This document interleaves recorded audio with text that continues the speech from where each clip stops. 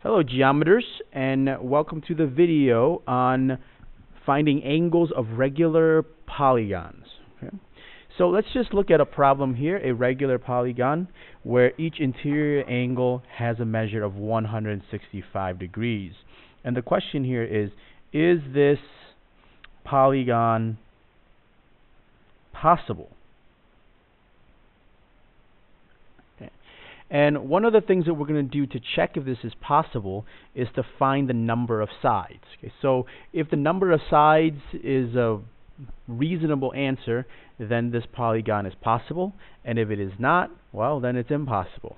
And we'll see some examples of where it is and where it's not so we can compare the two. So first of all, regular polygon means that all angles are the same.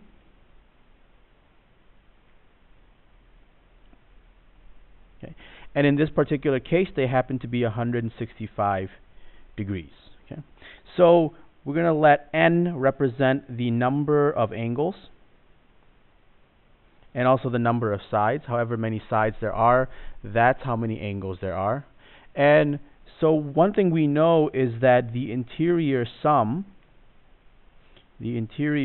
of this particular object, this particular polygon, must be equal to 165 times n. Okay? Because there are n angles, and each of them have a measure of 165 degrees. So that means the interior sum must equal 165 times n. Now, however, the interior sum is also equal to our formula that we've learned from before, n minus 2 times 180. Okay? So we have two formulas for the interior sum, a formula that describes it for a regular polygon and a formula that describes it for all polygons. So if you look at these two equations, we can apply the transitive property and set these two equations equal to each other. So we can say that 165n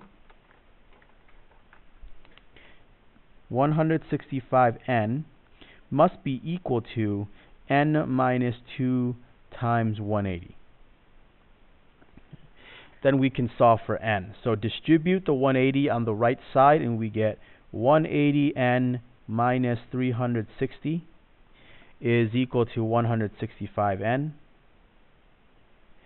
Add 360 to the left side, and then subtract 165. So I don't want to do that all in one step, so I'm going to add 360 to both sides, and we'll continue over here, and then this should be an n. Then we subtract 165n from both of these sides, so we get 360 equals 15n. Okay. Then after that, divide by 15, and we get 360 over 15 equals n.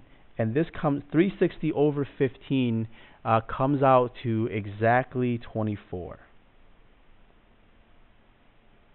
Okay. So in other words, this is the number of sides. This is a 24-sided object. Okay.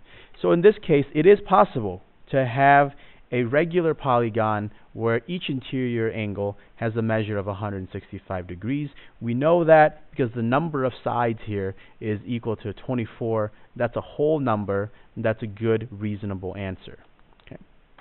Now, let's take a look at another example, a regular polygon where each interior angle has a measure of 40 degrees. So we can apply the same concept that the same idea that we did from above. The interior sum in this case must be equal to 40n because it's regular and each angle is 40 degrees. And the interior sum must also equal n minus 2 times 180. Because that's the formula that we've learned from before. We've been through that in class before. And then we're just going to continue working out all of the algebra. So 40n equals 180n minus 360. Add 360 to both sides.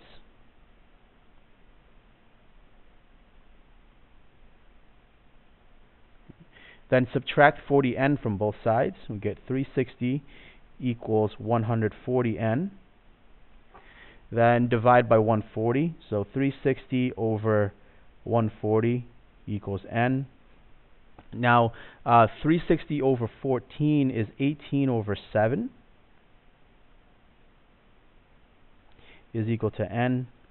And 18 over 7 is 2 point something, 2.53 or something like that, approximately, is equal to n. Okay. Now keep in mind here that n is the number of sides. The number of sides. Okay. So it must be a whole number. Must be an integer. And in particular a positive integer or a whole number. Okay. And since we get a decimal for the number of sides, this is not possible. This situation, as described in this problem, says that it's impossible to have a regular polygon where each angle is 40 degrees, because if you did have that, you would end up with like some decimal number of sides. Okay, this is not the side length; this is the number of sides. So that's how we're able to check for these types of situations and determine whether such a shape is possible or not. All right. So now we're going to move on and look at one more problem on here. This talks about same question, a regular polygon where each interior angle has a measure of 177.6 degrees. Now, this is the measure of an angle. Okay, this is the measure in degrees. Okay. Now, many people look at this problem and they say, "Oh, there's a decimal here. That must not be possible." And if you did that, you would be very, very wrong. Okay, because there's nothing wrong with an angle that has a decimal in it. With the, when we're talking about the measure of the angle, the problem is the number of sides. Okay, so if the number of sides is a decimal, then you have a different situation. But in this case, we have the measure of the angle. So it may be or it may not be. We don't know for sure, so we have to check. And hopefully in this example, we can move along a little bit faster. So this equation is 177.6n equals n minus 2 times 180. Distribute everything on the right side, and we get 180n minus 360 equals 177.6n. Add 360 to both sides.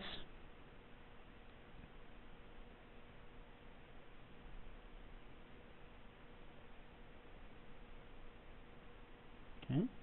And then subtract 177.6n. So we get 360 equals 2.4n.